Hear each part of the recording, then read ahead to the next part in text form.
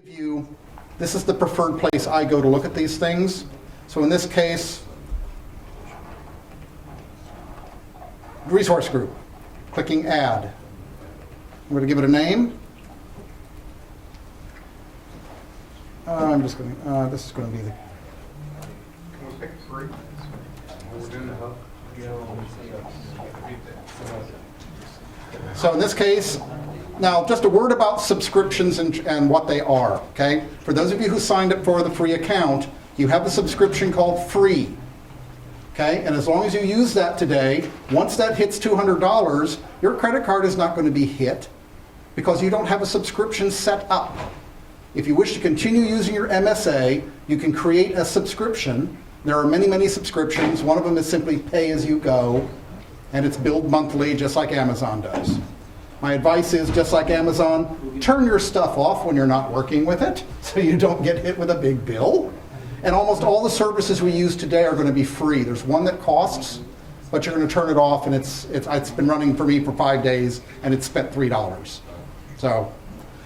So don't be afraid that you're going to get charged on this. For resource groups, please pick only West US or East US as the documentation says calls out. Some of the services today are not fully replicated to all the resource groups, to all regions. Pin to dashboard is kind of nice. It simply means everything will be up on the dashboard for you. So create yourself a resource group, click create. So the resource groups is simply going to group everything together. So everything you build today is in this resource group. At the end of this class, when you delete the resource group, everything in it is deleted. So resource groups are a way you can either organize people, projects. Different resource groups can be tied to different subscriptions. There's a lot of control at the corporate level for creating a very complicated layer of responsibility for who has what. Okay, but that's your Azure certification class. All right, so next step, I want to create a hub. So clicking on New, Internet of Things. There it is, IoT Hub. So I click on IoT Hub. Now, I have some naming conventions, and I wish I had more time on the documentation, and as I get more time and I'm able to actually type nicely without being in pain, almost every name in Azure needs to be unique because these all resolve publicly to the internet.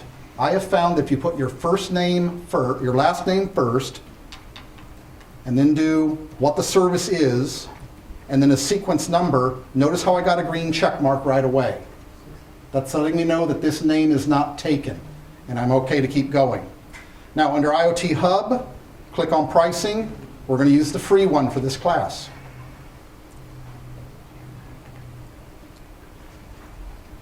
Units and partitions are grayed out because we're using free. These are simply ways of scaling up. For example, if I had an S1 and I was hitting an upper limit, I had only 4 partitions, I can go back and, with elastic real-time changes, scale it up to bigger. You can also create automation to where this IoT Hub will automatically scale up and scale down depending upon current usage. So Azure's got a lot of fine-grained tools for doing this. Mike?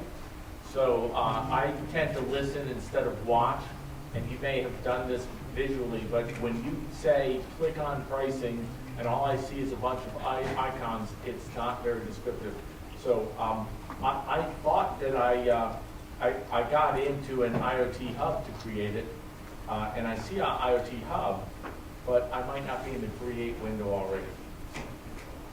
Is that? Well, look at the breadcrumbs up here. Is that where you're at? Look at the breadcrumbs.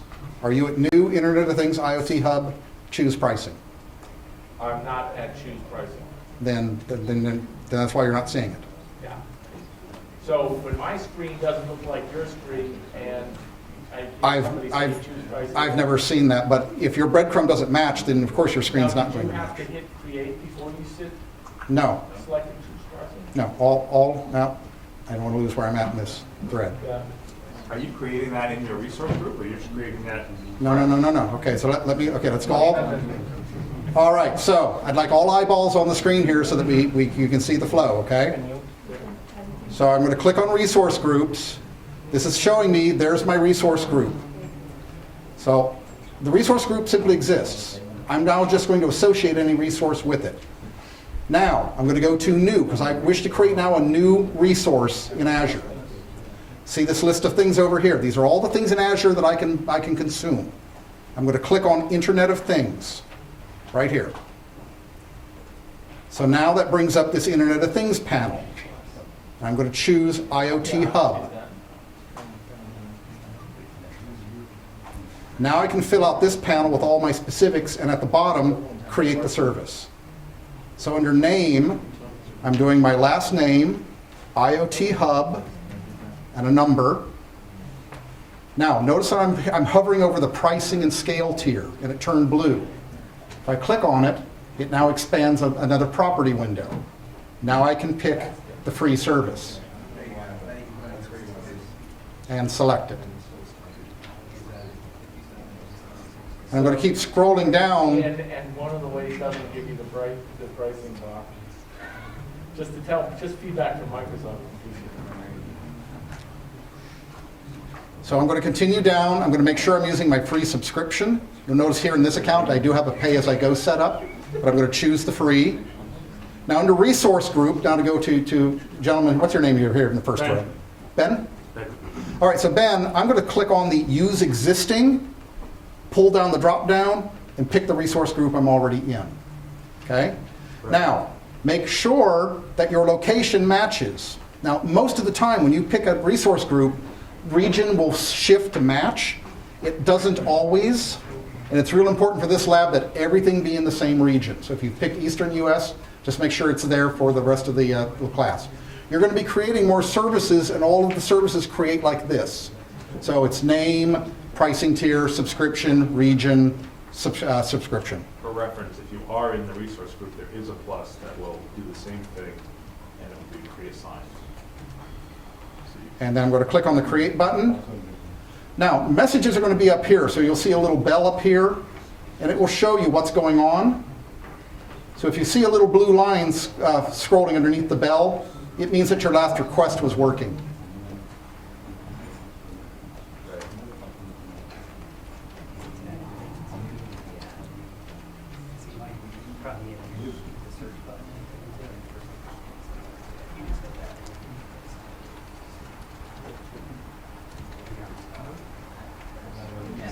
And of course, well, I'm going to west, you guys are going east.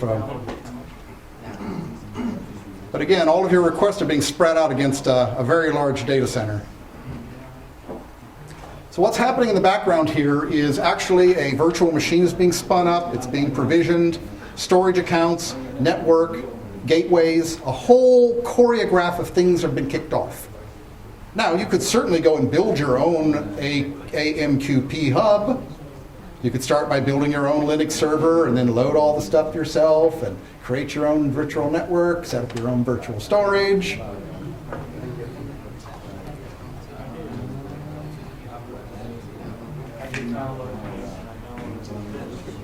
Here, sure, in the back. I'm sorry, sure, I got a question in the back.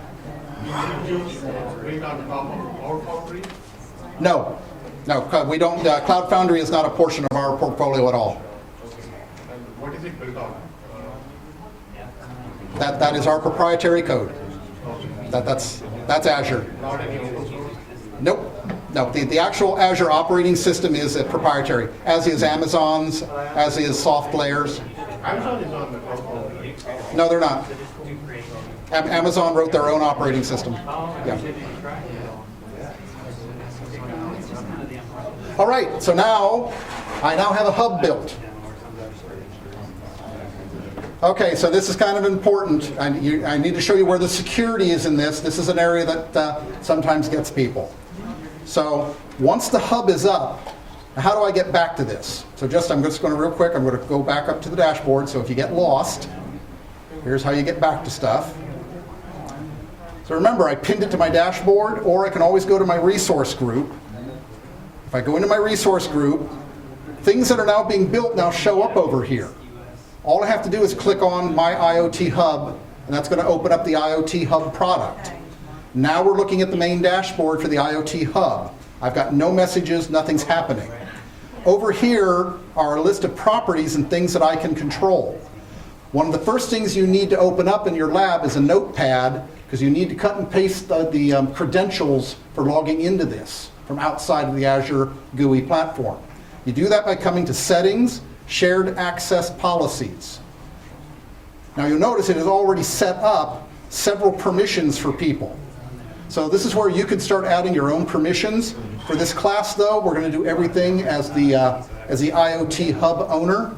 So when you click on IoT Hub owner, another panel opens up, and right there, you see it right here, there's my connect string. You're going to need to copy that and then open up a notepad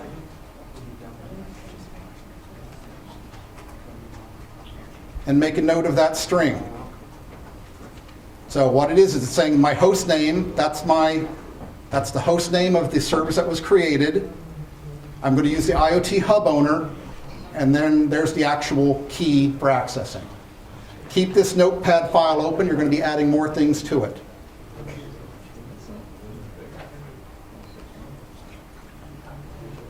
All right. Who has made it to this step? Who would like a little more time before we go and start creating devices? Okay. All right, so I'll lecture what we're going to do next. So at this point, I can now close the IoT Hub owner, and I'm going to close that policy. And I'm going to come down here to another tab. All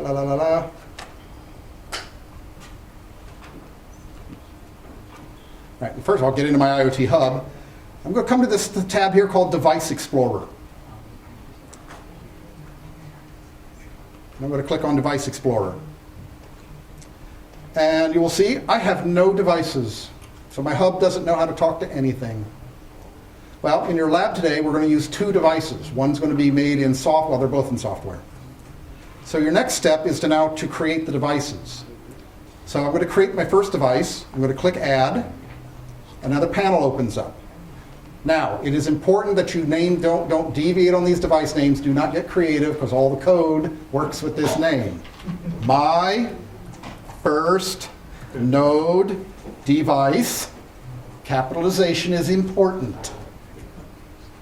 Now, we're not going to play with the authentication. If we wanted to assign a primary key, we could assign our own. We're going to skip all that and go straight down to the Save button. And it's going to create a device. I want you to repeat that process. Make a second device called Web001. Save. Your next step then is to go get their connection strings. And you find the connection string by simply clicking on the device. It opens up another tab, and there it is. There is the connection string to that device. Copy that to your notepad file. And do that for both of them. So your device ID is unique or? I'm sorry, louder? Your device ID is unique to this portal, or it has to be unique across? The device ID is unique to the device. That's a very good idea. If you want to have less security, you can go for it. I think he's pointing out that we are all going to use Web 001 as our device ID. It doesn't matter. That's not a universal name. That's simply a name within your construct. Oh.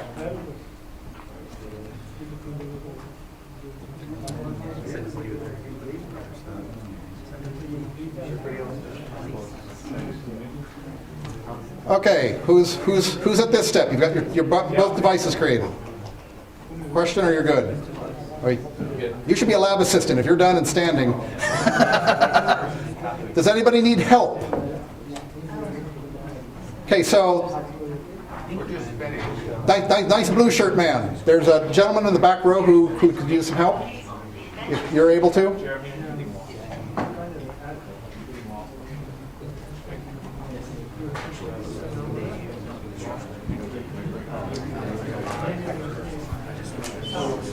Yeah, question. The question we get is like device ID which we create is under the which we already have. So that device ID is going to be used global unit. Well, your hub is the unique name. The devices are simply connected to that hub.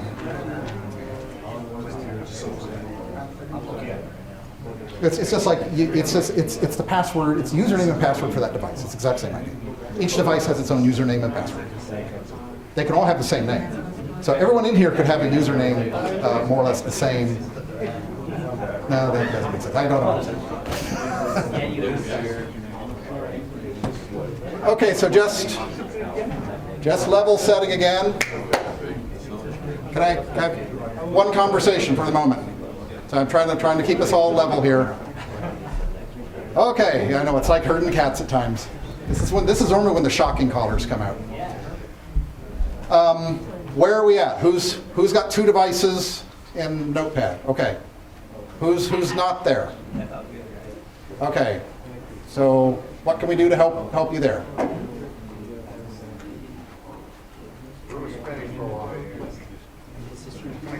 Okay.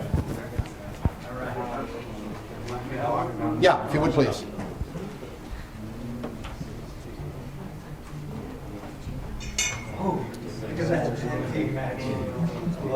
Yeah, love the tag team action. Okay, so the next step, you're going to have to actually play with some code.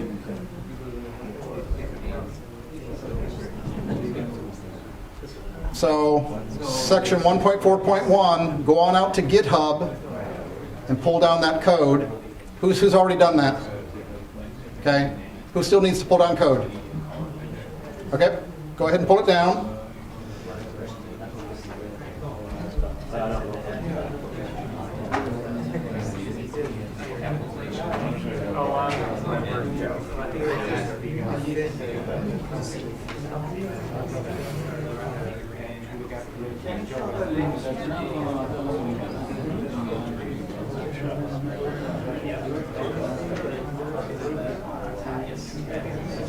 All right, so let me take you through this. I'm going to start with the reading the device application first. So it's very important.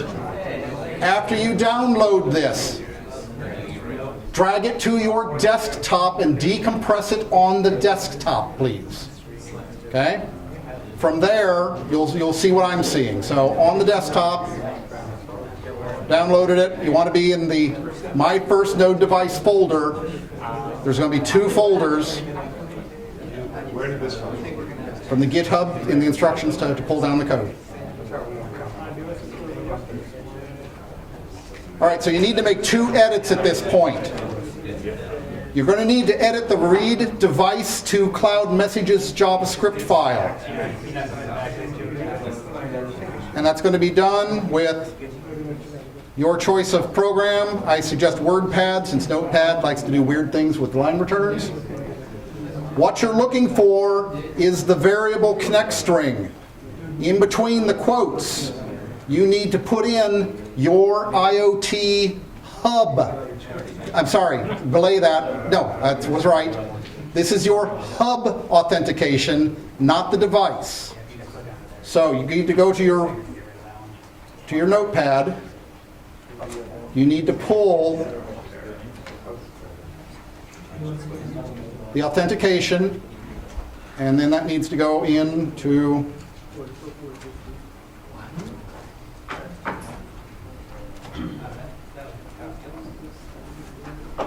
and yes, you have to have single quotes and a semicolon at the end. Do we need to remove the extension .txt or just the No, you're not editing, just leave the file alone, don't change the name. Yeah, just open it, make the edit, and do a file save. Because when you download it says Yeah, so leave, don't change the extensions, don't make changes. Now we're going to test that, so open up a command window. Yes, you're going to have to do some typing and navigate to where you may have put that.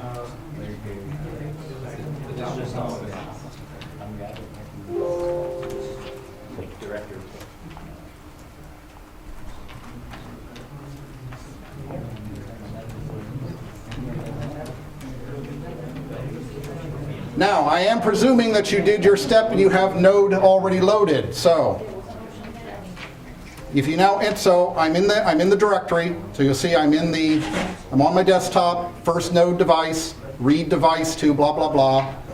I'm just going to do Node, read device to cloud, JS, kick it off. You should get 2 messages back, which you see there, created partition receiver. If that's what you've got, you are successful. We'll now move on to the other program, which is the simulated device. Questions? I got 4. That's okay. Okay. While you create the free version, it has only 2 partitions, right? So how does he got 4? Magic. Sunspots. Quantum physics. He's apparently special. No, All right, so just to level check where we're at in the process. You've created a hub. You now have a application that is reading your hub. And right now there's no messages going into it. So now we're going to create a simulated device. So you're going to open up the simulated device file. You're going to open it up for editing. And in this case, you're going to put in the connect string for the first node device. So you're going to cut and paste that from your notepad. And I think you can probably figure out the rest. Save it and run the program. You'll have 2 command windows open. Success is you should see files flowing from one to the other.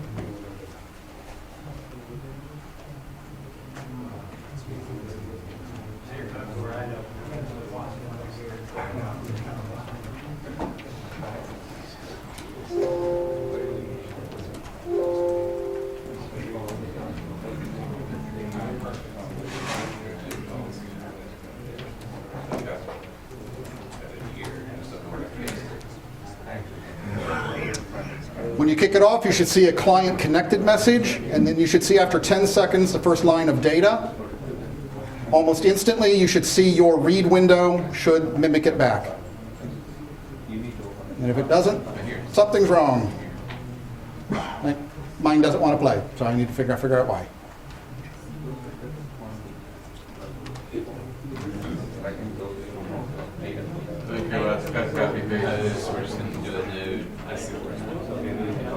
Is there a reason why you click for that device 2? I'm sorry? Is there a reason why did you pick for that device 2 instead of device 1? Is there any reason? Or?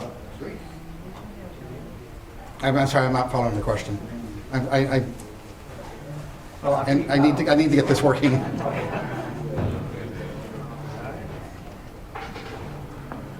The connection string was missing an ending flow in the example.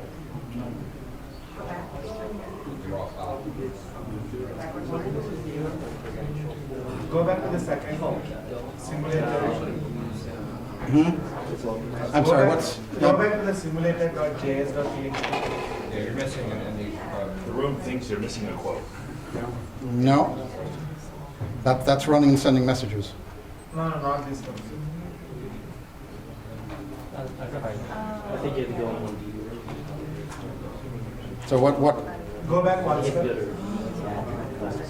Up. Go back. Open the simulated device. Open the JavaScript class.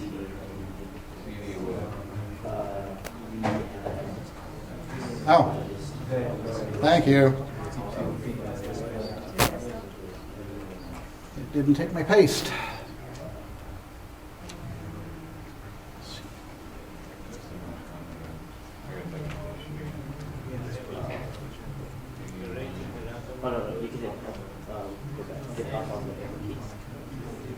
And you can remove that last thing. That's fine. Extra semicolon. Cap. Thank you. Just think of it as a no op.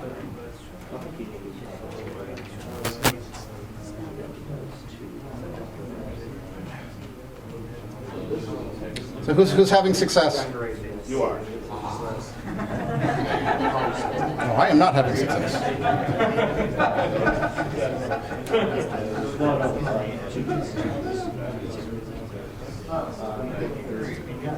Finger. All right, there we go.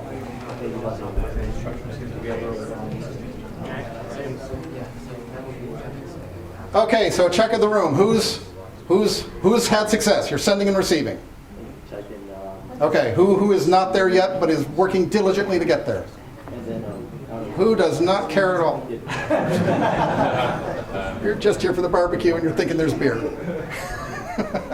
Explain real quick. Okay, so yeah, I want to level check. You have a node console window Yeah, sending a message up to the Azure Hub, yeah, and it's relaying it back down to the other node. that's exactly what we're demonstrating. So this is the classic, remember that, the publish, subscriber. So one window is your device, and it is publishing some very interesting temperature, although this room may actually be this hot. So you have a simulated device that is sending data up to your hub. Now you have a simulated reader that so you can see it on your screen. Okay. So our next lab, we're going to build upon this because the hub's collecting all this. yeah. So again, the hub, as we were chatting with this gentleman before, the hub right now is not doing anything with your data. It's sending it to this other application because this other application subscribed to the message. But the data is not being persisted. It's not being stored. It's not being done in any way, shape, or form. Okay, guys, I need one conversation, please. One conversation. Go ahead. MQTT. This is AMQP. No, yes, this is AMQP. Can you see those messages on the dashboard itself instead of the console? No, because it's a hub. We have to build the dashboard. That's coming. Now. No, where is this? But we do have No, good point. So let me show you where you can at least. You can't actually see the messages, no. But I can go to the top of the IoT Hub. If I go to my overview, you can see here messages beginning to flow in. That's what I want to know. Basically, you can see your consumption. So I've used 6 of my messages for the day. But no, you actually can't see the messages here. That's not the purpose of the hub. That's fine. Okay, but lab number 2, we're going to fix this problem. That's what lab number 2 is going to do. So are these counters not stored anywhere, or it's just? These messages are falling on the floor. So if I sign out and sign back in, will I be able to persist the number of messages that happened, or it's No, okay, so sign out of the portal, Azure portal, and then sign back in? What will happen? oh yeah, if I sign out right now, as long as the device keeps running on your laptop, it'll keep sending data. This is the number of message to send. Right. So my question here is, while I understand the number is getting tracked, the number of messages that are being Yeah. communicated. If I sign Okay, guys, one conversation, please. So if the user signs out of this IoT Hub homepage and then signs back in, will this data be persisted? And Yeah, tracked the counter is the counter per day of use. per day of use? Yeah, Oh, because that's how you're billed. okay. Yeah. So you're allowed 8K messages per day. So, yeah, okay. Okay.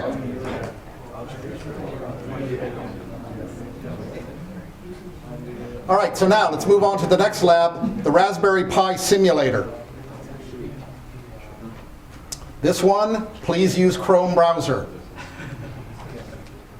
It's written heavily in Chrome, and right now Chrome and Edge are getting to know each other, shall we say. All right, so there's the URL. And actually, I'll go back up one, because this might confuse folks. So you're going to hit this page in GitHub. And there's going to be a link here called the demo page. That's going to kick off the simulator. So this, I got to give heads off to the Chinese team that has built this. This looks exactly like I'm sitting in Arduino IDE, more or less. They're actually working at making this bigger to where I'm going to be able to pull in other sensors from the Adafruit. This is completely virtualizing device design, and it's done as a web simulator. There's only 2 changes you need to make this work. Please come down to line 119. That'll send every 2 seconds. It'll blow out your metrics counter. Change that to 10,000. That'll send in 1 metric every 10 seconds. And then scroll up to where, what do you think we're going to change? Your connect string. So please change that connect string to now be the other device you created in the lab, the Web01 device. And then when you save this and run it, what do you think you're going to see in your one screen on your laptop? Come on, I got swag up here. What are you going to see in the other window? Yeah, you should see some data. Swag. You see swag, okay. All right, so I've hit the run button on mine. I'm going to open up now my command prompt window. No, I still see only my first device ID of my device ID. Still work? Aha! Looky what showed up in my data flow. So now my Event Hub is talking to 2 devices. Awesome! Okay, so that's that lab. So now, even though you may not have a device, you now have 2 tools at your disposal for continuing to work with and play with this product. Okay, did anybody not get the web simulator to work? Because this is the first time we've had this many folks simultaneously hitting it. Excellent. Okay, one last lab in this section. I do want to just talk about the IoT Hub Explorer. So you need to follow this first step up here because it's not installed yet. So for those of you who have not worked with Node.js, Node.js is a very powerful and a really awesome platform for doing your development. The only time that this is now Kent, not officially Microsoft, this is just Kent, his opinion. I tend to write all of my code in 2 languages for Azure. I either use C# or I use JavaScript, which is Node.js. For learners like you who are new, JavaScript I think will be easier. You will find more examples in GitHub. The Hackster events and the hackups are going to be more friendly to this language. The only time I go to C# is when I know I'm going to have 1 million devices and I want to maybe get the efficiency out of my cloud resources. So honestly, don't get too wrapped up around the performance of, am I C# or am I JavaScript, because one's interpreted and one is compiled, until you start hitting hundreds of thousands of devices. And it depends upon how you architect your interloping node pieces. It's probably not going to be a factor. So pick the language you're happy with. And Node.js is one that I very, very strongly encourage. So there's this thing out here called NPM that is part of Node.js. It is a bunch of free code and great stuff. And one of them is this tool called IoT Hub Explorer. It is a command line tool, which means all that stuff you're doing with that complicated GUI, adding devices, looking up for security codes, connect strings, you can get all that information from a simple command line. So we're going to finish out this lab with running this command. So open up a new command prompt and type npm install -g. That's important. And as you learn about JavaScript, you'll know why. Does anybody know why? Yes, global. That means it'll install for all users. So go ahead and install this, and then go ahead and try just a few of these simple commands. The one I really want you to see, though, is now an example of, Kent, let's talk the other direction. So I want you to do this last command and make your simulated Raspberry Pi say hello world. That's an example of cloud to device, going the other direction. And that's the last takeaway for you for this lab, is that IoT Hub is a bi-directional, secured communications portal for all of your devices. It also has all the hook points now that we're going to hang off of this, a back end. So in the next lab, we'll hook this up to a database.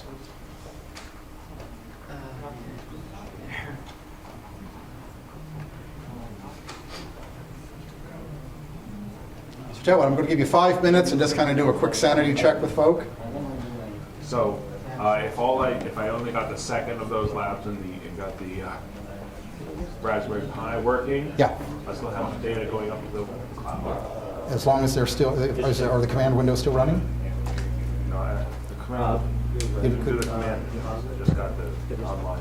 All right, so you can do the rest of the lab just with the Web 01. So anywhere in the lab where it says use my first node device, use Web 01 instead for the remaining labs. Can you turn around? Good. Perfect. What you guys doing? You're all heads down and super intense. Oh, you're working on it. Okay, good. Labs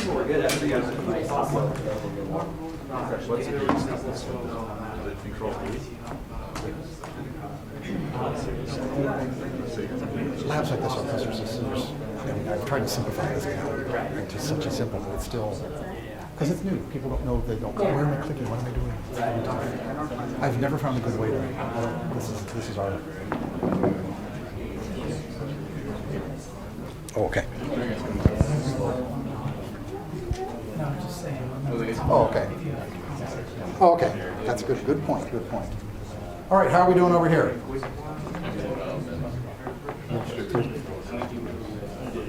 Okay. You're good. You're good.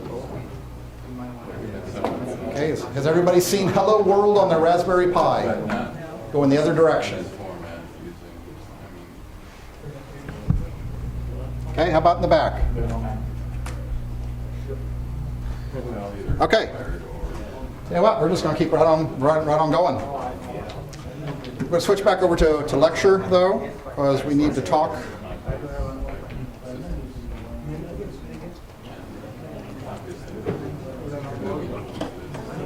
Okay.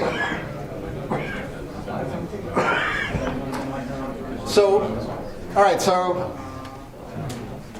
I'm going to ask you to try to work quietly. Let's keep sidebar conversations to a minimum here, because now we got more information that you'll need for your next lab. So I do want to talk, though, the difference between cold and hot processing. So cold pretty much is what it is. We're just going to take the data, we're going to store it away, and we might run a batch program, we might run a static report on it later.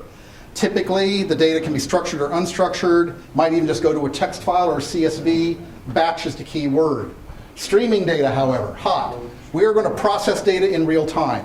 And you've already seen the hub is now poised to do either.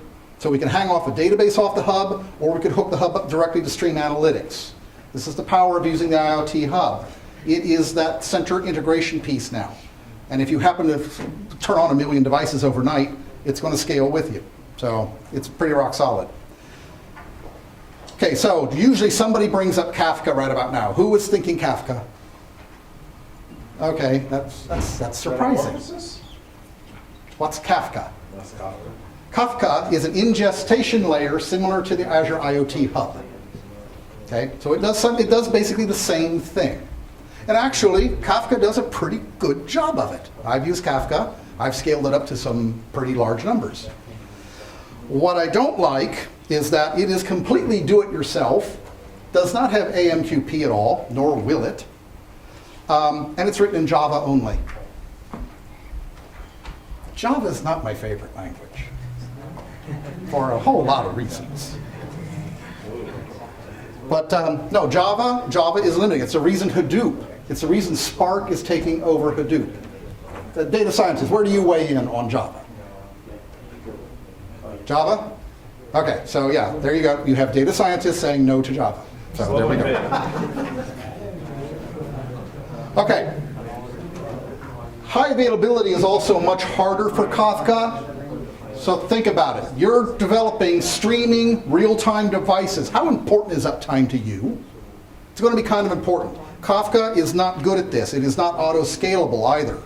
So if you have an outage or a slowdown, you're going to have a human intervention and try to do something automatically. Now, of course, in cloud, you can create programs to scale things up and down automatically. But what I mean, though, is you're going to have to do something. IoT Hub will simply take care of it for you. Because in IoT Hub, you're paying for the number of messages per day. We don't care how fast you consume it. If you want to consume all of them in 10 minutes, we'll scale up the services to do that for you and then merrily charge you. Okay? So that's what I mean. Ours is automatic. Others are going to say, oh, wait, you had an event. We now need to add more virtual servers and balance you up. Well, that takes about 20 minutes. So that's the key difference. Anybody care about the last one? Oh, it does. I think we're talking about 0.8 or 0.9 version. Yeah, but it still was an afterthought for them. I rest my case. All right, so here's what we're going to do in this lab. You already have a perfectly good device, even though it's completely fake, and you have a perfectly good IoT hub. So what we're going to add to that now is a couple of things. You're going to add what's called an endpoint and a consumer group. Okay? Where a device is the input to the hub, A consumer group is the output side. So you need to create a consumer group for someone to then pull data out of the hub. We're then going to create a storage account. We need to talk about how Amazon is different from Azure in storage for just a bit. Then we're going to talk about Azure functions. So essentially you're going to write a function that'll hang off the hub, is going to push the data out to a cold storage. So let's talk about Azure functions, because these are just so lovely and so very nice. And a lot of people know about AWS Lambdas and they think they invented it. Well, we've had functions for just as long. We've just not been marketing them, I guess, as much and touting them. What we're essentially saying here is that they are serverless. So it's a serverless piece of code. Let that sink in for a minute. Why would I want to do something like that? Why would I want to have something run? Maybe you have just one little JavaScript function that does one thing, like, insert stuff into a database. Okay, and that's all I want to run. What do you have to do to get that to run? Well, you need a server, right? And that needs an operating system. It needs a network. It needs all this stuff. Okay, so in cloud, we've created this concept called serverless. Can we, that's really annoying. Because I hear myself. Yeah. This also leads to really fast development turnaround times. So I want to come back, though, to the IaaS, PaaS, and SaaS, because this perfectly illustrates what I'm illustrating here and what we're talking about. So if my business mission is to run a little, like 15 lines of JavaScript code, that all they do is take a JSON file and write it to a database. That's all I want this thing to do. Now, in the normal IT world, I'd be told, well, Kent, that server will be $8,000 a month, and we don't have room in the data center. And if you open up a ticket, I might have it ready for you in 9 months. I did that at Boeing. It took me 9 months. 9 months at Boeing to stand up an Oracle database server. 9 months. Wow. So, I could go IaaS, right? We could set up a virtual machine. I could do all the work. I could load whatever operating system I wanted. I could load Node.js. I could lock down Node.js. I could do all that work. And then I can tell my developer, please run your 15 lines of code. Or I could use a web app service. Now, you would be using a web app in lab number 3. So a web app is a virtual machine with an operating system and Node.js already loaded. So I took some of the work away, but not all of it. Or I could just say, deploy your code and deploy it into a function. There's literally no server, it's just your code. It's going to scale automatically. You're only going to pay for what you consume. Super fast, super lightweight. This is the future of coding. Your other takeaway here, cloud is changing how we actually design applications. And these are some of the architects. So as you learn cloud architecture, your way you actually develop code is going to change. This is why when you have a company and you're building your own clouds internally, I don't think those companies get the full benefit because you're not indoctrinated to the culture. You don't understand that cloud computing is different. And this is really the arms race. I will give Amazon this. They are elevating some of these programming techniques within their construct of what they're doing.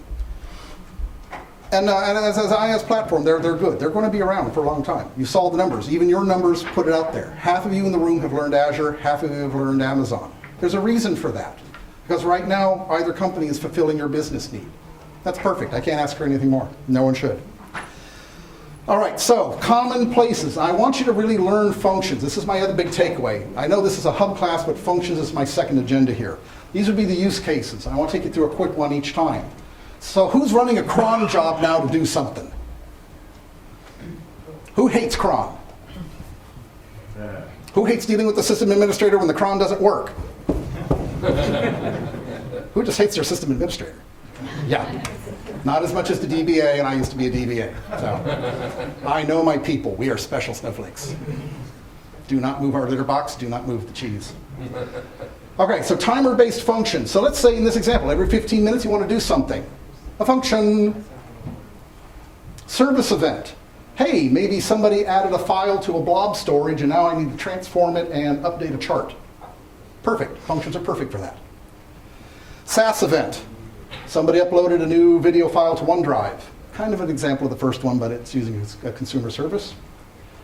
Somebody loaded a page via webhook call. Okay, great. Hey, somebody took a photo, and now I need to send a blackmail notification to somebody. Or a chat bot. How many of you are working with bots yet? How many of you would like to have a bot framework class? Yes. Yes. Good, because I am the resident bot master, and also who's interested in Cortana skills? How many of you are working with Alexa skills? How many of you want to learn to do the same thing in Cortana? Okay, to my director watching, we need to come back and visit more. Are you guys going to have a home device for Cortana? Yes, we've already announced it. It'll be out. Is that Herman Carter's one, right? Yes, it's been announced. Release date has What's it called? shifted. I don't think it's got a name yet. It's just the Harman Kardon device. I hear lots of swearing during that section of the building, so I know they're... But we actually have the SDK is available. I can actually do a lab now where if you bring a Raspberry Pi and a microphone and a speaker, I can turn it into a Cortana device. So we have that lab built. So bots are the key, though, for making that stuff work. And then finally, our example, streaming real-time data processing. I think you guys are going to get functions, so I'm not going to demo it. I'm going to keep going in the interest of staying on time. All right, so now, Azure Storage, another topic in our cloud. This is the foundational block of how we do things. And for those of you who work in Amazon, you're going to see that our approach to how we talk about cloud and how we bill it and how we build it is a little different. We have all the same things they have, we just treat them in a different way. So one of the things is we've got some serious scale going on. You can see that we're open. It's extremely hybrid. And in fact, we have a lot of companies that are directly. So if you have an on-site Netezza, these other devices, we've got direct link devices as well. It is totally able, we can extend Azure Cloud even on private fiber into your data center, so if you don't want to be going over public. There's just a lot to Azure, and almost too much to go into in something like this. But storage is the fundamental block, and it drives everything. You gotta remember, Azure was born out of what product? Office 365. So if you think about the history, Office 365 was what Microsoft wanted to do. Azure was followed after that, actually. But the Azure technology got built, and then it was marketed and sold kind of afterthought. They were roughly at the same time, but one led. So the storage account is the foundation of starting. So your very first step in this lab is to create a storage account. That is not the same as creating storage. This is very different than Amazon.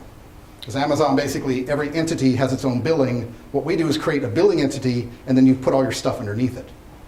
And for our point of view, we've abstracted storage. So if you actually went to the physical back end of storage and looking, if you wanted to tour the data center and said, Kent, show me your blob storage, well, that's over here. And where is your table storage? Well, that is over here. We don't do it that way. We've abstracted storage.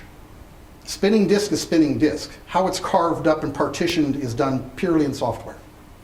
So we literally just take petabytes of disk and carve it into whatever construct you order it up to be out of the portal. So it's a slightly different way of looking at it.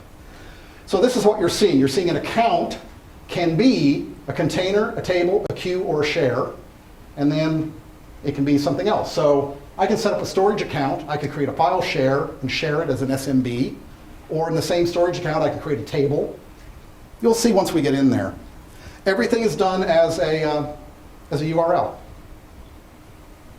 So in this example, you're seeing both of these are tied to the same storage account, but they're different kinds of storage. That sometimes can throw people for a bit of a loop. Just wanted you to see that. Here's kind of how we break our storage down. So if you are doing your own IaaS, you'll be using mainly disks and files. And for example, you may be setting up a cluster of 5 virtual Windows servers and 2 Linux servers, and you want to share files, so you'll create a file share amongst them. If you're using platform as a service, objects, tables, and queues are typically the data constructs you will build and use for that. Everything is built, again, on this unified distributed storage system underneath. So you don't walk into the data center and see 5 different storage vendors with different kinds of storage. For us, it's one.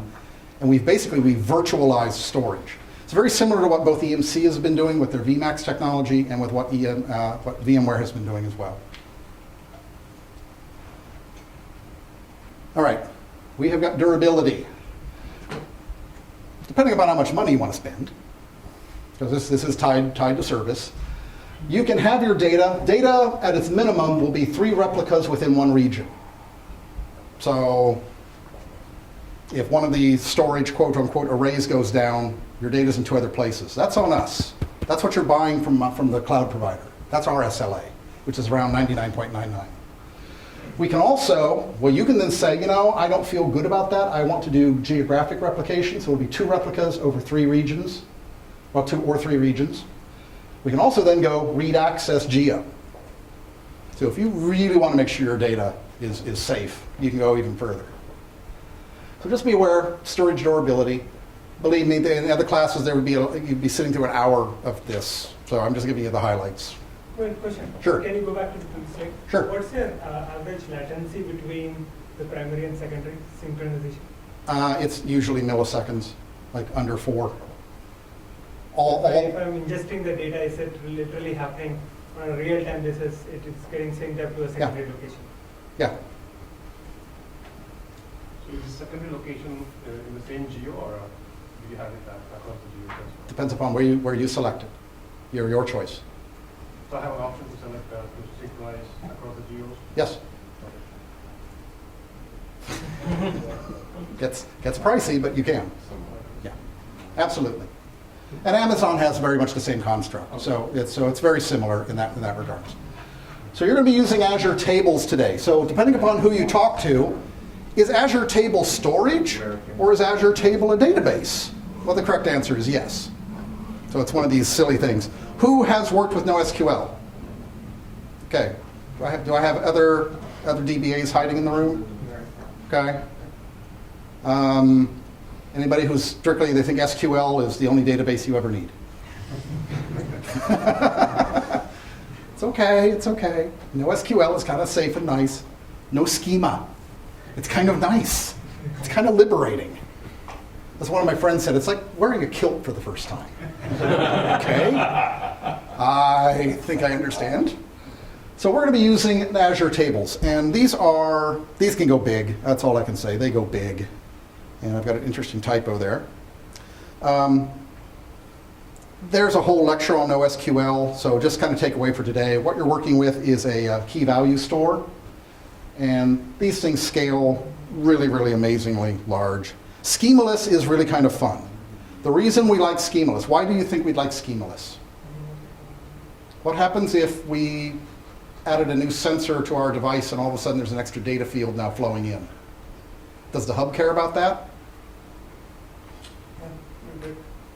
Does a strongly typed SQL schema care about that? Oh, yeah. Not if it's properly formed. They're just putting everything into a blob. That's cheating. That's cheating. Blobs are cheating. NoSQL isn't going to care. Mike. So, for the DBAs in the room, can somebody explain why somebody didn't go in and monkey around with the source code for the servers, the SQL servers, and just make it tolerant?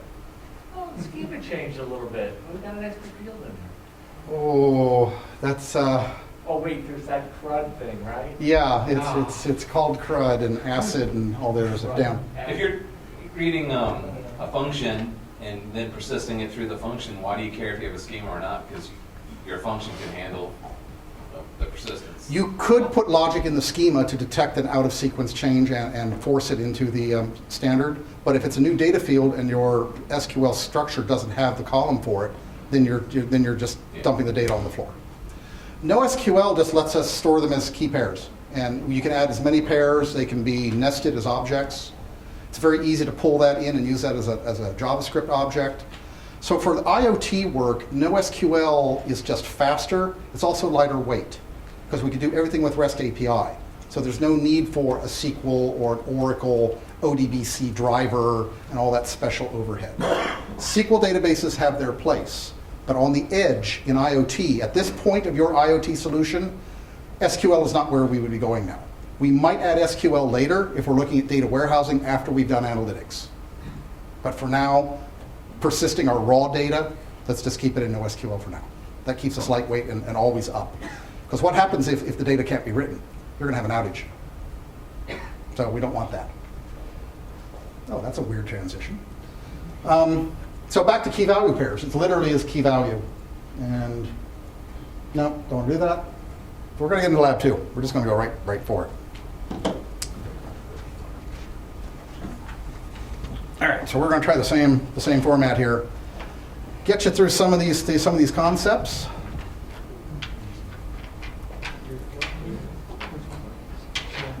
Find out where I'm at in my lab. Boom, boom, boom, boom. We're going to create the storage account. We're going to prepare the endpoint. And then do the function. All right.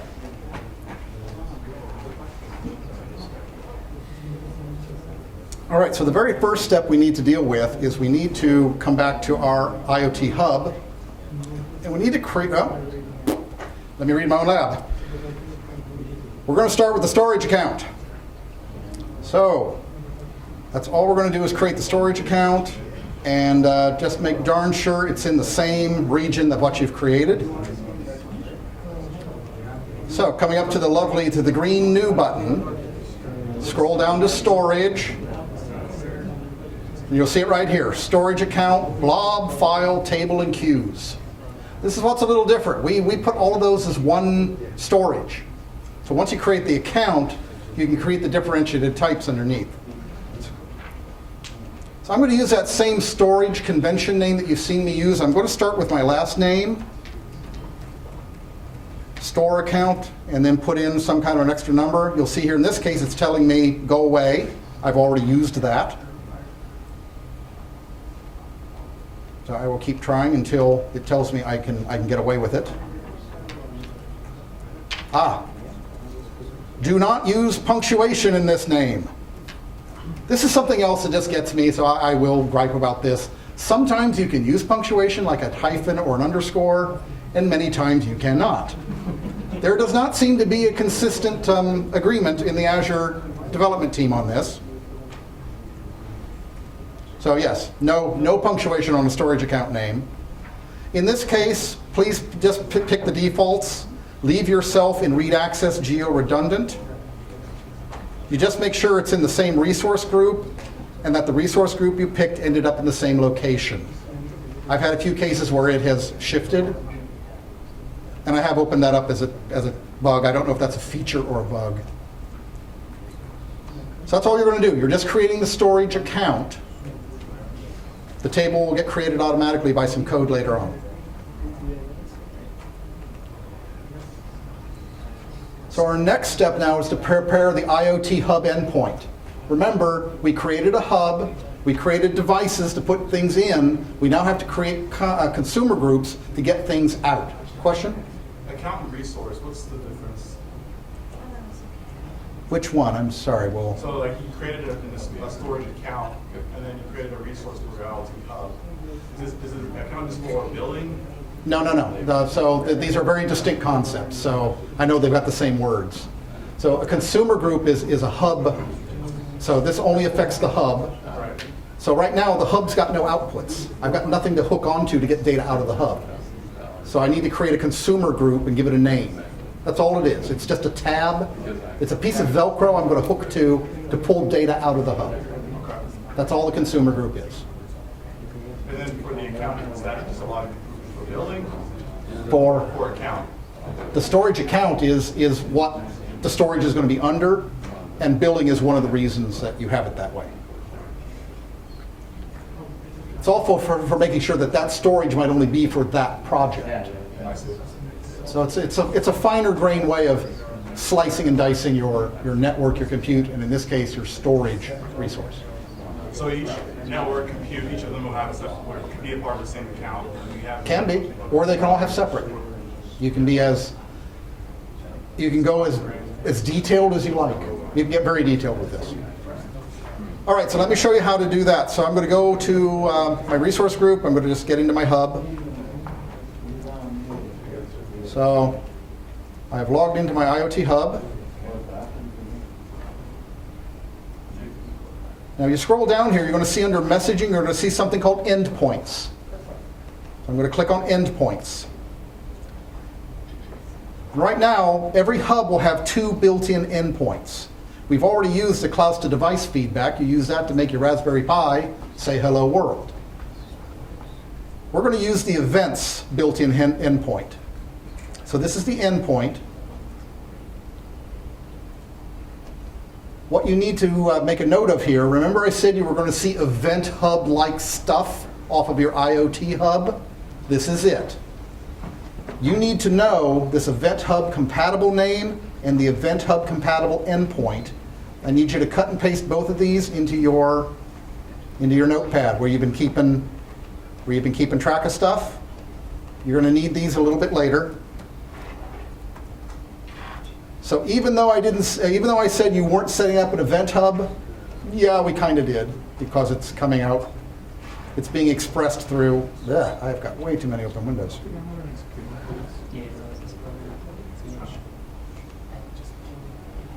So you want to cut and paste both of those compatibility statements.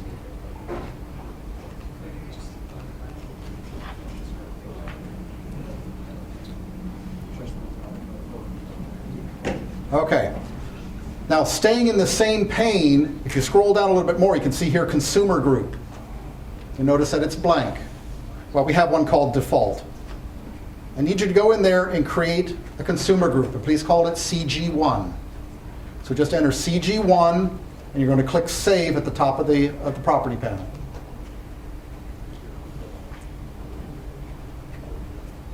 We certainly could have created a new endpoint. We could have created multiple consumer groups.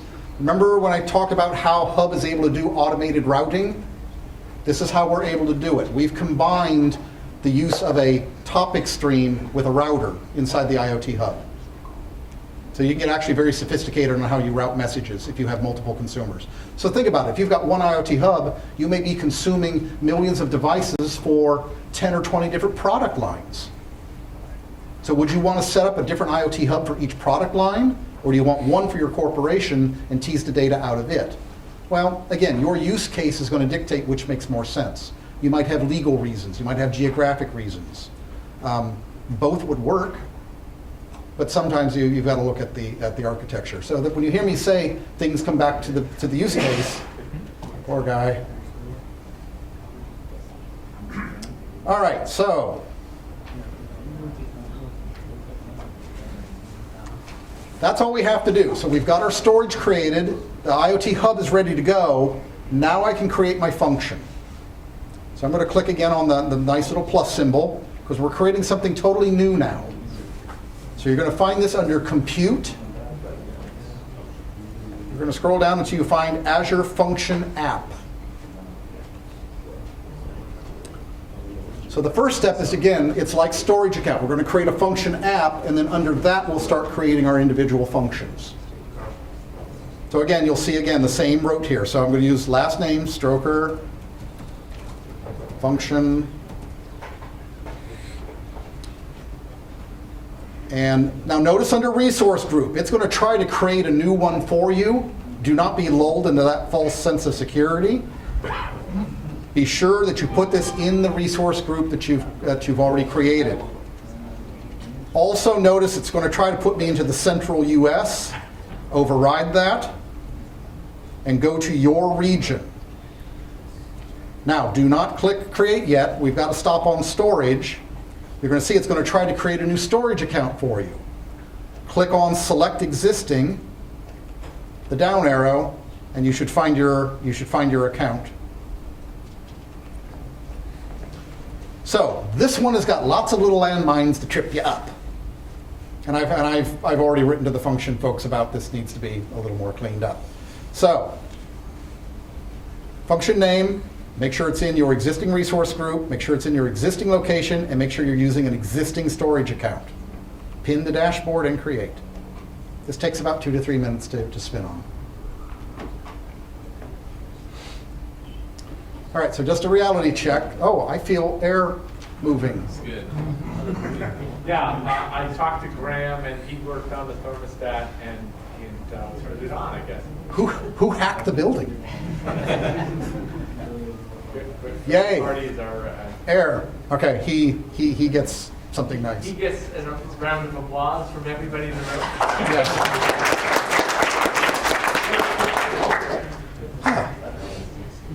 All right, so now at this point I've got a successful deployment, and you can see here it's created the function app, but there's nothing under my functions. Nothing's been created yet.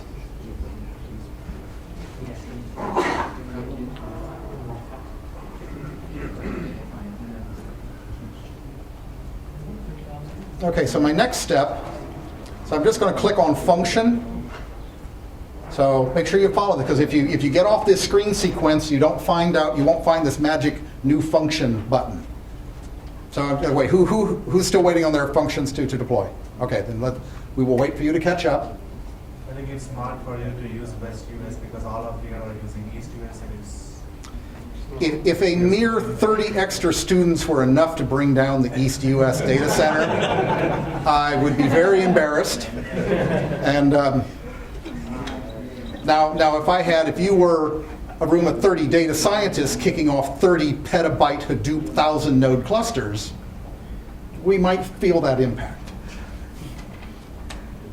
Be expensive. Oh, it would be very expensive. Question in the back? So following your analogy of software as a service is the cake, would you say that function might be a bite of the cake? Yeah, this is cake this is slice as a service. Yeah. Because remember, I'm setting up a function. I'm literally just going to deploy my JavaScript code. I didn't have to build a server. I didn't have to build storage, a network. I've got no operating system. I've got no Node.js to take care of. I just have my single little JavaScript. And this thing will scale automatically. If it got hit by 1 million people tomorrow or in an hour, Azure will detect that in real time and scale it up to match. Because again, what you're paying for here is an SLA for service, not a contract for processor or memory. That's a different way of thinking. And that's still, I still think that hampers people in the Amazon model, because you're buying from Amazon EC2 containers. You're not buying a service, you're buying capacity. And when capacity is out, they give you tools to add more capacity, but it's always going to be capacity at the same giant chunk of $100 or whatever the step is. Where with a function, it's going to be much more dynamic and curvy. And over time, in theory, you spend less money because you're not making these over rotations of adding 4 more big servers when you only needed 1. And you're now waiting for the 45 minutes for them to scale up and scale down. And you're paying for that during the scale up and scale down time period. But wouldn't Lambda be a counterpart to functions, not EC2? It is. Okay. Yeah. So how do you charge these Azure functions? Go to azure.com and look at our pricing guide. that really is the best answer I can give you. Okay. And I have another question. So can I deploy my Azure functions more than 1 geo? Yes. Can I choose the deployment option or something? Yes. Yeah. Oh, yeah. Anything you can do with the geo and the replication is going to apply here. And another question. So you have this web apps available there, Azure. So do we have auto scaling function available there? On which one? Auto scaling for web apps? Yes. Yep. Absolutely. All right. How are we? Now? Do we all have function apps? All right. So follow along. So make sure the word functions is lit up and you see this new function piece over here. You're going to click on new function. Now we've already got most of the templates built for you for what people are going to do. So I want you to go to languages, filter down by JavaScript, pick scenario, and filter down by data processing. You'll then see Event Hub Trigger JavaScript. Select that, scroll down. Just leave the name of your function the way it is. It's come up with Event Hub Trigger JS1. That'll be fine. But what we now need to do is this Event Hub name, you need to go back to your cut and paste notepad. Remember I had you grab your Event Hub compatible name? You need to copy and paste that into this Event Hub name. Okay? That's the first step. Then we'll do the second step. We'll worry about the connection in a minute. So after you've cut and pasted that, you're simply going to come over here to the Event Hub connection. You're going to click on New. It's going to bring up a pop-up dialog. All you do here is select IoT Hub. It will find your IoT Hub. It'll find the endpoint. Click Select. So it's already fully auto-integrated. So once you've done those two steps, you've pasted the hub name, you've created your connection, you should see something like this over here. Click the Create button. At which point your function is now alive, online, and responding. Well, it's not responding, it's online, but it's not running. Okay, so let me go through my...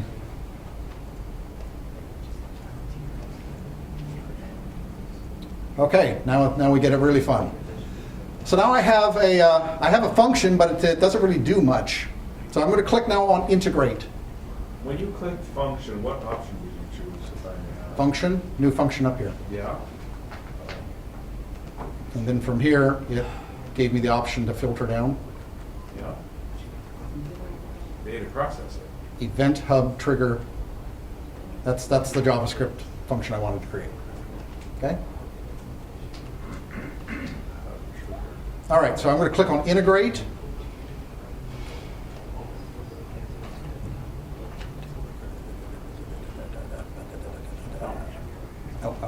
Tables. That's what I'm doing. All right, so the one change we're doing under the trigger is which consumer group is it going to hook up to?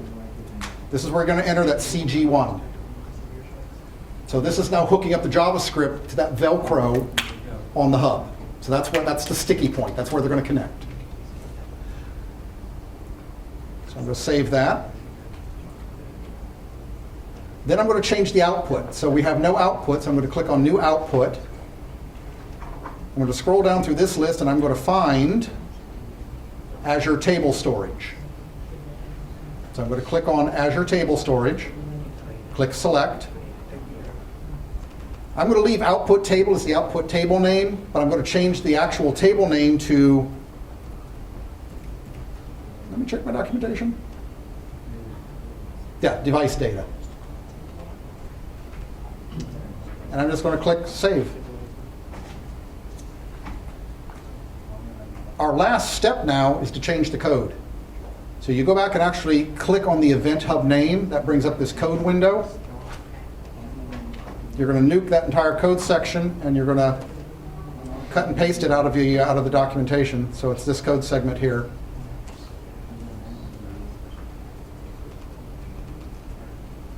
I'm going to click Save. Click Run. At which point you'll see the log file below. You should see function completed success. And at this point, as long as, so hopefully your devices are still sending up data.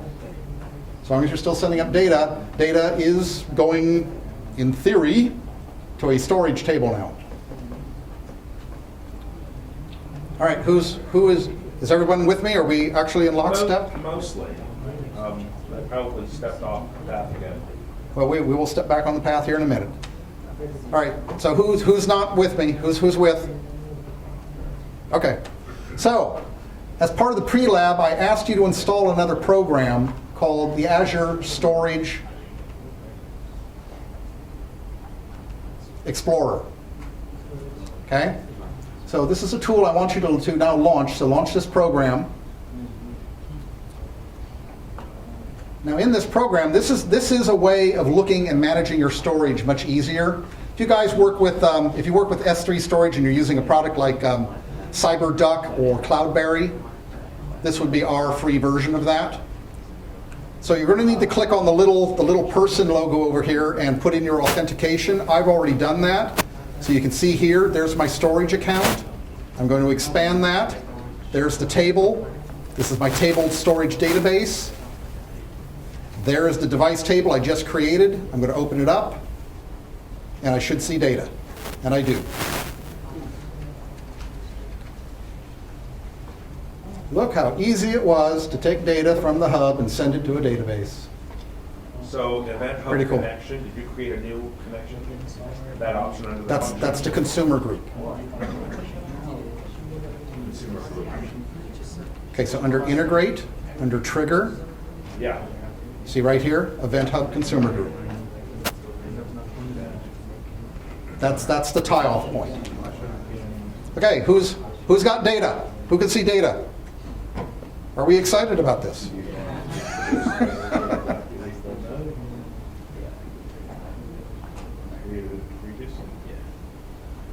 Okay, is everyone good? Are we good? I think we just needed air conditioning. Questions, comment. I want to make sure we know where we're at. Can somebody review for me? Where are we at? What have we created thus far?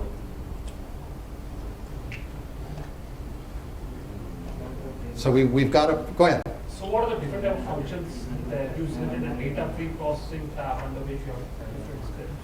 I haven't had explored nearly all of them, so pull out the Azure function documentation and have at. There's a lot there. There's a lot there. But do you see, though, the beauty of an Azure function and how this works? We didn't have to set up a server. Literally, all I did is I created this construct here, deployed some code, hit the run button. I'm off to the races. I'm done.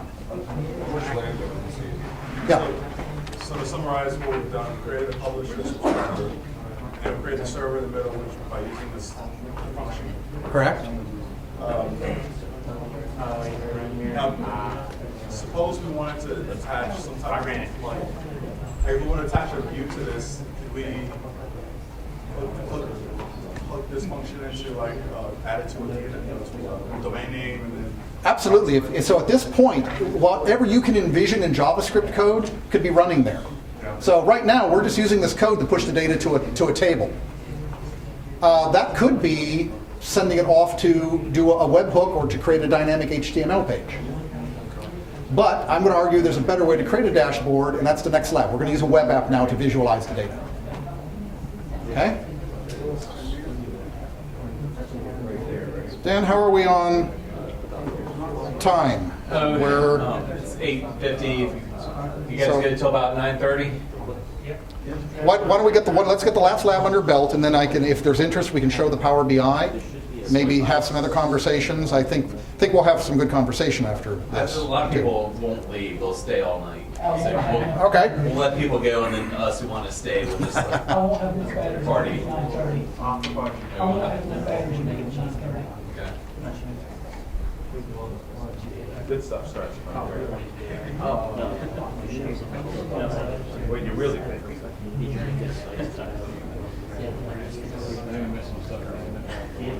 About Java. Well, so really, there's not a lot of lecture for this last section here. So, question. Before you move on, can you please tell where can you integrate an analytical model before you move on? Your question's about to be answered with this lab. That's what we're about to do, is how you hook up.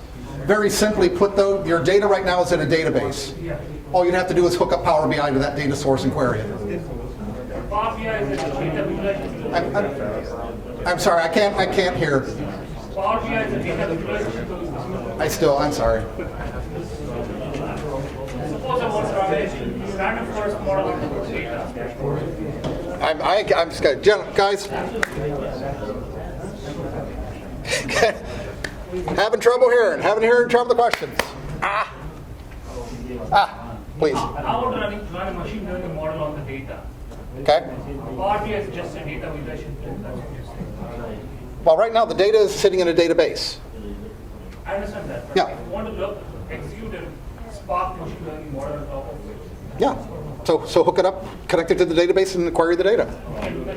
That's all there is. Are you going to do that through the Power BI? Not in this lab, no. But to answer your question, that's all you would have to do. I mean, it's a database now. Your data's there.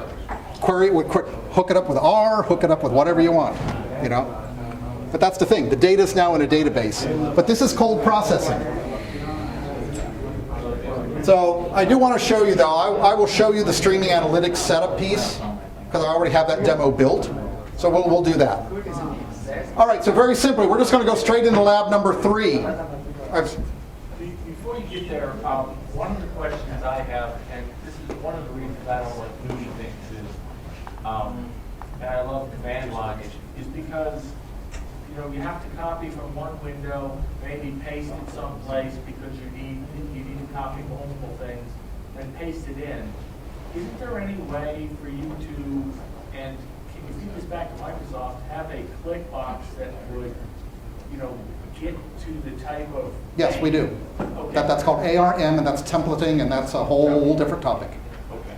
But yes, there are ways to do, you can write PowerShell. Why you do PowerShell, and there's ways of automating this that, Yeah. like the IoT Hub Explorer looks nice, it's a command line. Okay, They so- just need to be able to get these.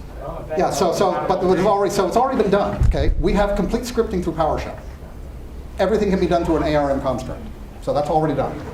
So, For those of us in the Linux world, do you have that using like yes. Node.js? Yes. Yeah. In fact, there's a complete Linux command line for Azure as well. So, There's a Yeah. RESTful API, right? no, he's referring to the same thing you are, a command, the ability to run commands at a command line. So the entire Azure command line interface is available as a Node NPM download for Linux. Yeah. Because no, he's totally right. Cutting and pasting in a GUI is just going to make you blow your brains out. So PowerScript, and it's part of Azure. This is really an Azure class, but there are complete ways to write this in either. There's actually 4. You can control Azure through the GUI that you just saw. You can do it through REST API. You can do it through PowerShell. There is a separate Azure command line language, and you can do it strictly through API calls through any language. So you can make a call through Ruby, Python, C#, all of them. So there's 5 different ways that you can. So you could actually write your own application, and it would go off and start an Azure service, and your user would not even know it. So similar to AWS, we use infrastructure as a service, use basically use JSON. Yeah. Yep. Yeah. JSON is going to be the ubiquitous definition language for that. Absolutely. Yeah. No, but you're a good point. The GUI will drive you nuts. All right, so lab number 3 is really, can be a little confusing for those of you who haven't worked with GitHub. You actually do have to kind of manipulate some code and get some things down. It tends to go pretty smooth, so I'll just defer to the lab. Let's just go right at it. So now we've got a device, we have a hub, data's going to a database. I'd like to be able to see a live graph of that. So that's the goal here, is we're going to create a live website that's going to graphically show me the data in real time. The temperature gradient of the room. Yeah, of randomized data from our randomized device. So I'm going to create a new Azure service. Again, I'm going to use the trusty green plus symbol. I'm going to come down this time to web and mobile. And I'm going to just select web app right off the top. Now, for those of you who've worked with Azure, about a year ago, we had all of these different web apps. You had a Node.js web app and all these other web apps. What we've done is collapse them into one product. So you just create a web app and then you select a button for what you want it to be, what its behavior you want it to be. In our mind, that was easier than having 18 products. You have one product that you can then configure. So if you're wondering where some of our old web projects went to, they didn't disappear, they got redone. So it goes again to, I think, your question about how do we make sure that we don't orphan products. And that's a very good one. So here's my web app, and I'm just going to go ahead and create a. Now this is going to point out to the real world, so you might need to get a little creative with a name that isn't taken. Same thing, make sure it's in your existing resource group. Now, I need you, so pay attention. This is important. This will trip you up and could cost you some money. Well, it'll use up your free account really fast. Okay? So app service. You'll notice that this thing set up an app service. So again, when you set up web applications, it wants to create. You're noticing how Azure.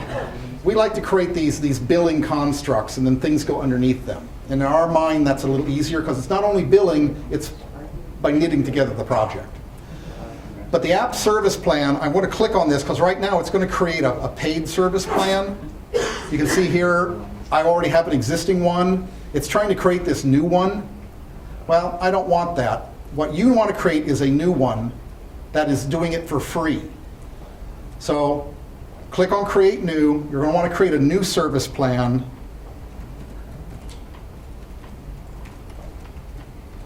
Give it some name that's going to be. Make sure it's got to be in the same location. Notice how this is trying to set me up someplace else now.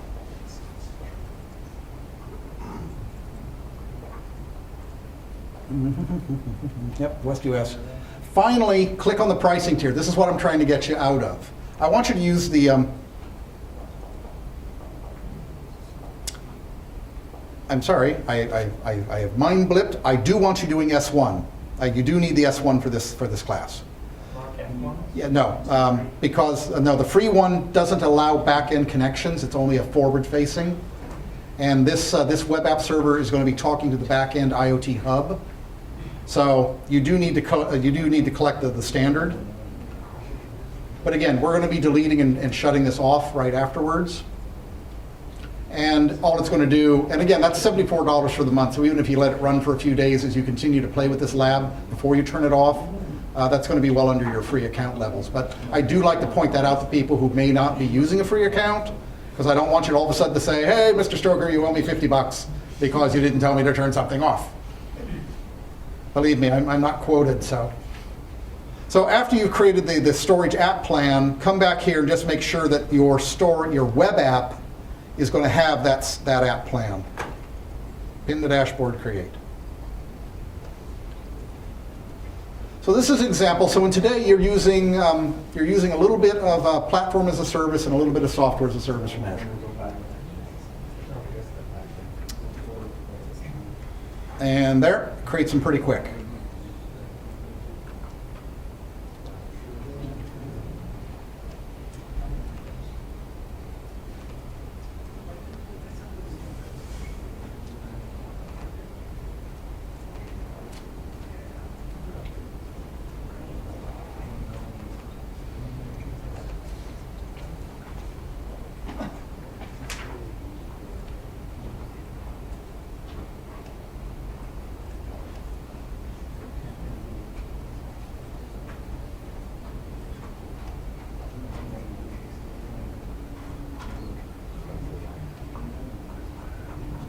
Okay, so our next step, we now need to add another consumer group, because we've got a different kind of consumer now coming across our IoT Hub. So you want to navigate to your list of your resources. You want to be able to click into your IoT Hub overview. So you should be up to about 19% of your daily allocation now on the free account. We'll just scroll down again to endpoints. I'm going to click on the event endpoint, the built-in event endpoint. We're going to go right down to where we created our earlier consumer group.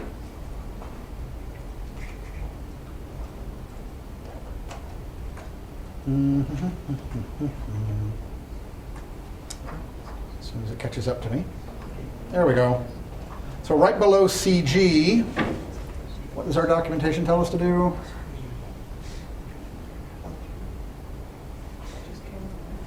Stream. Yes, stream. Thank you. So let's create that new consumer group. So again, we could have used CG1, but I'm just showing you just for good discipline. It's a good idea. Please be disciplined and have your consumer groups by your consumer. That way you don't put in false dependencies. That way you can take something away without, oh, I broke something else. So, all right, so we created that. So now we got to tell our web app now how to work. So let's go back up to resources, find your web app, bring it up for its overview.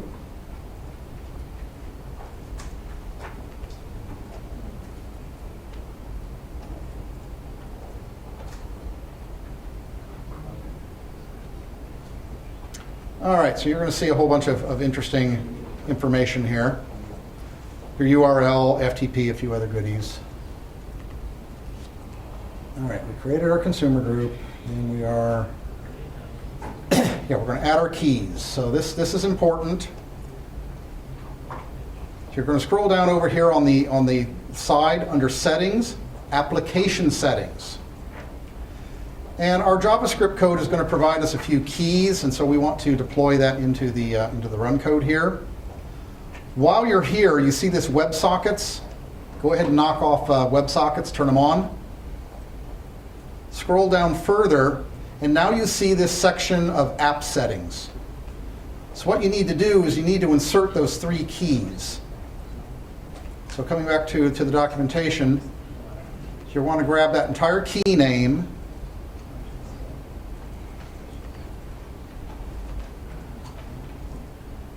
and you're going to grab the next key name. I know, cut and pasting is just the worst.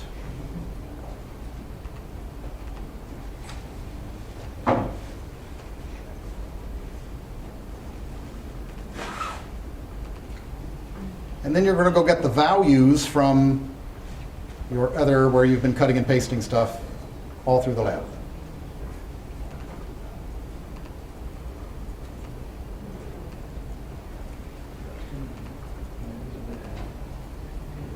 Okay, so you know your consumer group name is stream.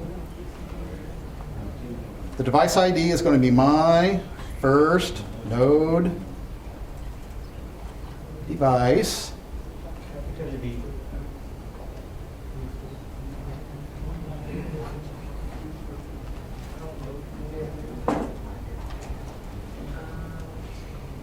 And I got to cut and paste my connect string.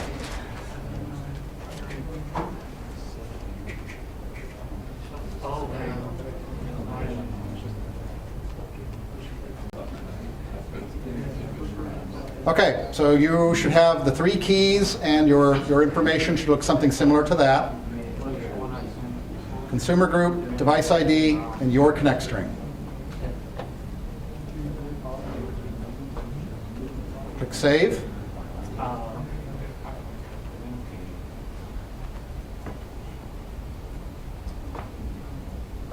Okay, the next part, because my laptop's already done it, my GitHub local is already set up, so we'll see if it's going to look like on your screen.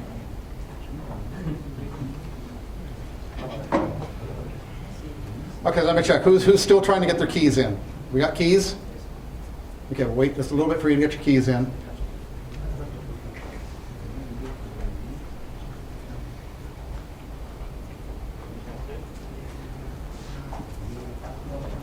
Okay, now the code for this application server has already been written. So this is not a web app class or a JavaScript class. So we're going to just pull it from the GitHub and deploy it. Now this is another great feature of the Azure platform, is you can tie off to a local GitHub at each web app level, or you can tie it off to a larger corporate one. You can tie it off to the enterprise-wide.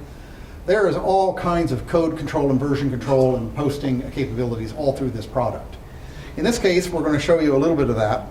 So we're going to come down here to deployment options. Now, of course, if I was running NetStudio, I would, that's how I had the original lab, is I had this code sitting in Visual Studio, and we just did a right click and a publish straight from Visual Studio. But I was having too many. My dry run on Saturday didn't go well, shall we say. So, once you are under deployment options, you're going to select a source. In this case, I want to select a local Git repository. Now, this is going to create a new Git repository local to this account.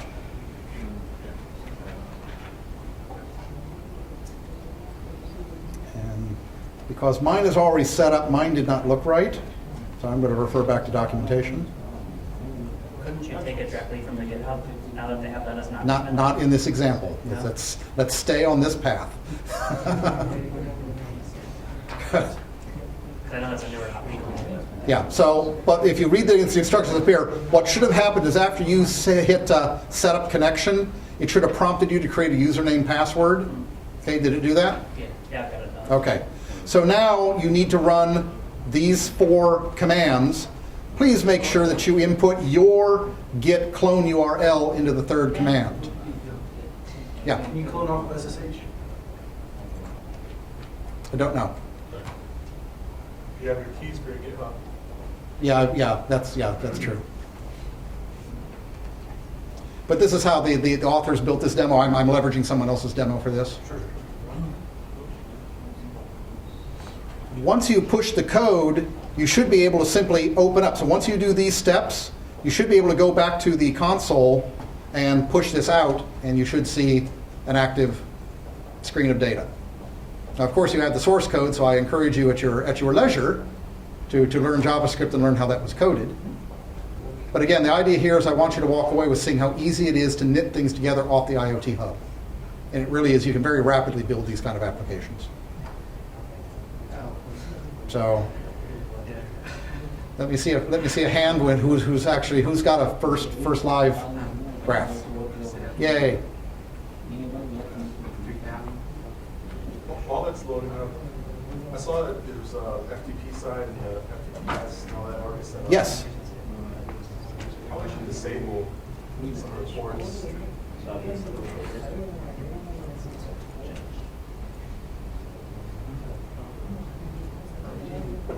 I believe there are settings where you can disable that down below.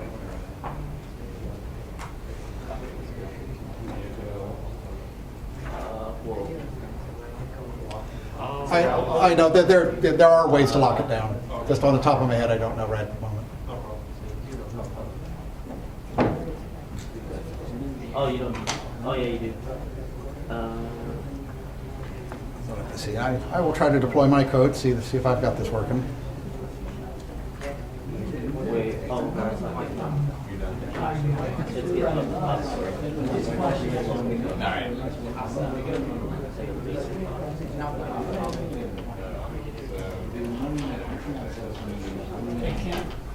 We're about to lose the live stream.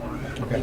So, All right. Well, I guess we're running out of battery on the live stream. So for those of you who have been around for this interesting ride, appreciate your participation and viewing, and have a good evening. I don't know. I am clearly not broadcast material. What is the Internet of Things? Is it hardware, software, or both? Well, chances are you already have it in your pocket. It might be on your wrist. Recently popular are fitness bands with accelerometers and gyroscopes to monitor activities and heart rate. Now we have smartwatches which do all of that, play music, and they can answer messages. Smartphones and tablets have replaced maps, secretaries, alarm clocks, entertainment, and now they can control our homes, change the TV, the temperature, security, and lights all from your device. Our cars are even getting smarter with sensors to keep us safe. The Internet of Things is simply using technology to mimic the human experience and simplify life.